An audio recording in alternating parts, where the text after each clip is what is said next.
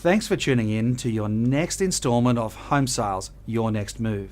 I'm Bradley Beer, CEO of the BMT Group, as well as an avid long-time property investor.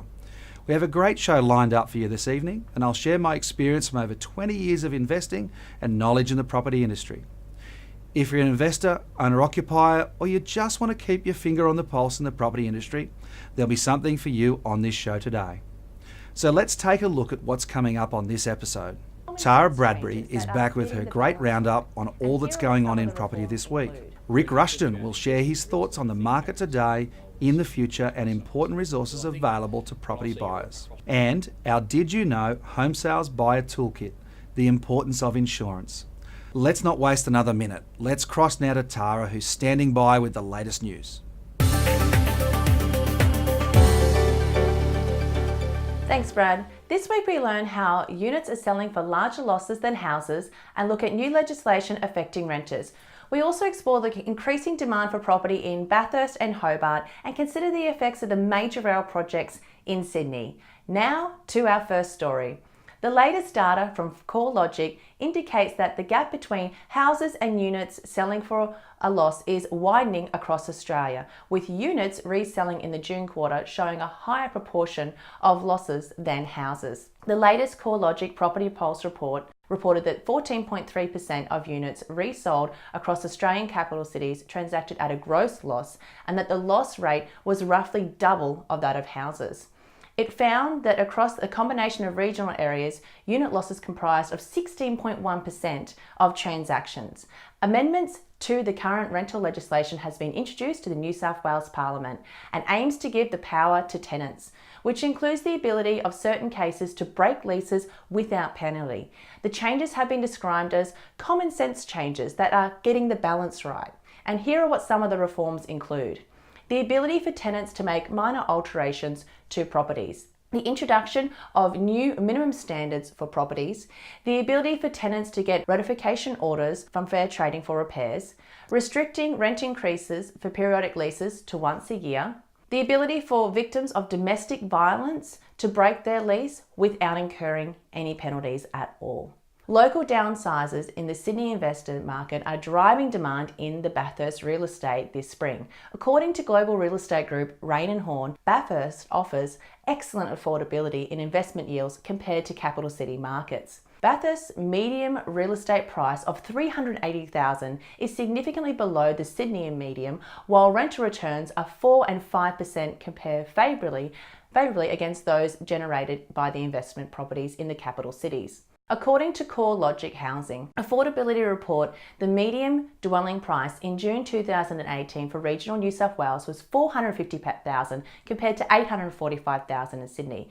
Statistics show that Bathurst would take 7.8 years to save 20% deposit based on the 15% of household income, whereas in Sydney it would take 12.1 years. It seems there is one capital city where everyone wants to buy. The fastest selling property markets are all suburbs of Hobart. This latest figures from CoreLogic reveal that Mornington, Goodwood, Westmont, Lenna Valley sold on average in just 6 days on the market. In figures for 12 months to the end of June, CoreLogic recorded double-digit median growth in each of these areas between 18 and 22%. Sydney's 3 major rail projects will have the biggest impact of any infrastructure projects on the state's property market over the next 6 years. Out of these 3, Sydney CBD and South East Light Rail, Sydney Metro Northwest and Sydney Metro City and Southwest would have the biggest effect on both residential and commercial sectors. JL Head of Research Andrew Bartine said that the rail routes are seen as travel time cost, reduced connection for job opportunities, and products and markets that will affect the value of residential and commercial property nearby stations along the way. That's all from me today, Brad. Thank you so much for tuning in and looking forward to delivering the property news over the next week. Always great to get your perspective, Tara, and thanks again. I'll catch you again next week. If you're interested in property investing, then you're probably a bit of a leader. If that's you, then you're going to love my guest this week, Rik Rushton, who's an amazing development and leadership coach. He also has nearly 30 years of experience in the property field. Let's take a look at my interview with him. Today we've got Rik Rushton here, and Rik has about 28 years of experience in the real estate industry, and he's well known as a trainer and a speaker through the real estate industry. And I've had him into the team to talk to us about some of the things he's learned and an outsider's perspective on the real estate industry. And I've got a few questions for you today, Rik. You've seen a lot over the years. Can you tell us about them and maybe even some of the future things you can see? Yeah, well, look, I think when I got in, it was a very analogue business. You know, it was the old 6x4 index cards was how you captured information, and it went through from that sort of analogue situation to a digital database era through that sort of back end of the 90s. And what I've seen happen now, massively more than anything else, in line with the growth of the internet, is information. And we used to be the gatekeepers of that as real estate professionals. So now they can get that on 3 clicks. On any, if they've got a Wi-Fi connection, they can do it anyway. So I think the change is information has become much more accessible. I think that's the first thing. The second thing is real estate agents have upskilled dramatically. Once upon a time, if you could pass a test, you were able to be a real estate agent. Now you've got to actually display some skills, and I think that that's important. I still think real estate, whilst it's going to turn dramatically into that technology advance, it's going to still have a person-to-person interaction. So high tech, yes, but still remaining high touch. And I think that's all the services that I'm seeing out there in the real estate space that are staying high touch are progressing and going forward. Any thoughts on advice for investors looking to get in the market now? Oh, I think, when you think about investing in real estate, you think capital cities, Melbourne, Sydney, Brisbane, so on and so forth. But I think what I'm seeing right across the country is a lot more growth in regional areas, so maybe we have to widen our view as to where we might invest. I think that clearly, good quality residential real estate is always going to have some sort of currency. We just ticked over 25 million people in Australia. We don't build enough houses for those that actually want to live and domicile somewhere. We've got Generation Next who will never buy a home. They're going to continue to look to rent. So I think they're all great reasons why now is an exceptional time to add to your rental portfolio or to add to your superannuation on stumps or just to get into the investment market, because what we know historically is that time in the market with good quality property is going to have an economic gain. So that's what I'm seeing. But I think the clear message is don't just think capital cities, think outside regional areas. A lot of where we are today, Newcastle, is a lot of key reasons why you want to be investing in here, I would think, as the population explosion happens. Power of connection. So now I transcended out of real estate and had been speaking for a while, and that's how we met. We connected at conferencing, where we're trying to get a little bit better at what we do, and your company's been a great supporter of conferences that I've either spoken at or been a student at. And so from those particular life lessons, I was asked to package them together in a book. And so I wrote a book called The Power of Connection, how to become a master communicator at your workplace, in your headspace and at your place, the 3 areas we spend a lot of time in. And so that's allowing me to just share over 30 years of life lessons and almost 3 decades of professional lessons in how to connect and collaborate with people and go well. So that's how that's transcended.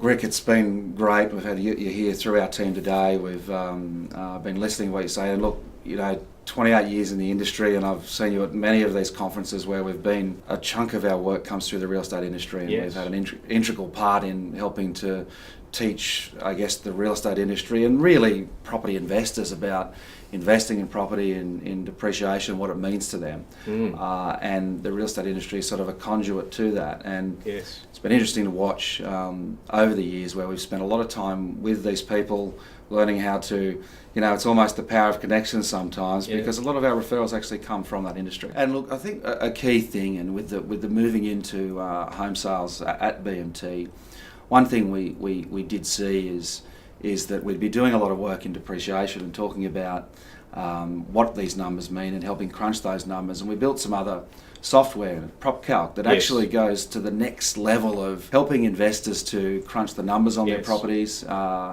And alongside that, putting a lot of the information we talked about, we get from those data places and try to make it into a format to help investors make a decision. But a key part of that decision is, and always has been, around crunching your numbers. And we try to build something that enables them to crunch those numbers properly. And I've seen so many in 20 years, people that come to us a year later and say, I bought a property, I need one of your things, what is it? But Yeah. let's put the power in the hands of the purchaser before, when they're on the journey looking for that property, as opposed to just Absolutely. playing at a later date. Yeah, I think forearmed, forewarned, is really the important message there. But it makes total sense to do that and have all the information up front to make a better decision. That's really what you guys are about. It's just helping people make better informed decisions. Look, Rick, it's been a pleasure having you here today, and I'd like to thank Rick for his time and talking to my team. He's a fantastic wide range of experience across multiple industries, dealing with, and I've been a student in some of these things at the same time and sat through multiple of Rick's sessions on leadership, and I lead a team here of a couple of hundred people and have been for some period of time, but I think you can never stop learning, and Rick's been a wealth of information. Thank you very much. Thank you. When you're looking to buy a property, there's a lot to consider. PropCalc, the new tool from homesales.com.au, can help. This one-of-a-kind research tool allows you to input purchase costs as well as ongoing expenses, so you can accurately calculate how much it will cost to own your property. Plus, you can upload photos and notes about multiple properties and compare property results to make an informed purchase decision. All this information moves seamlessly from your desktop to the app, so you have all the information you need on the go. Use homesales.com.au and our one-of-a-kind tool PropCalc to access the most comprehensive property data on the market. homesales.com.au, your next move. Is worrying about being ripped off by a spruiker holding you back from investing in property? It's a genuine concern, with more and more everyday Australians falling prey to spruikers who disguise themselves as experienced property investment advisors. Don't risk being caught owning an overpriced property in an area with no growth drivers, which takes years to recover from financially. With more than 23 years of experience, Destiny can help you build a sound and profitable property portfolio with no traps and no risk of being caught by the sharks. To find out more, go to destiny.com.au and click on What We Offer, or call us on 1300 My Destiny. Destiny, helping you no matter where you are in Australia.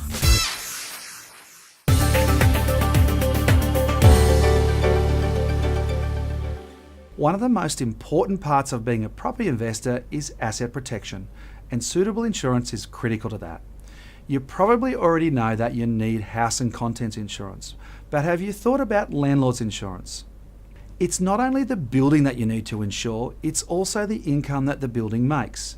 It's at risk in many ways. Your tenant could skip out, they may get behind in the rent, or they may have financial difficulty, which means they cannot see out their lease.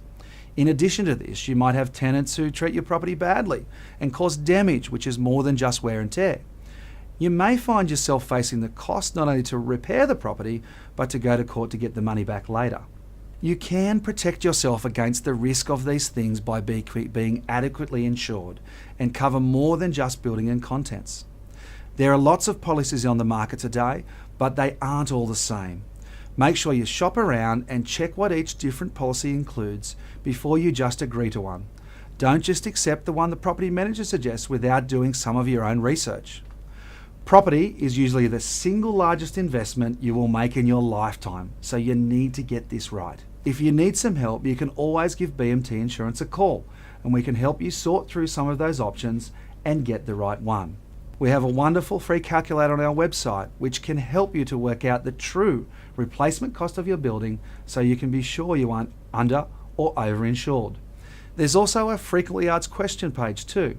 Good insurance only costs a small amount of money each week, and it is one of those things that you will definitely wish you had if something happens to you when your property is not covered. That's it for this week. Remember that you can watch each episode all week until the next one appears at 6 p.m. every Wednesday. And make sure you catch up with all the other great shows on mypropertytv.com.au. It's definitely the place to go to get all of your education. If you'd like to keep up to date with our latest resource or check out our website, go to homesales.com.au or follow us on social media accounts on Facebook, Instagram, Twitter and LinkedIn. That's it from me this week, and I'll see you again next week.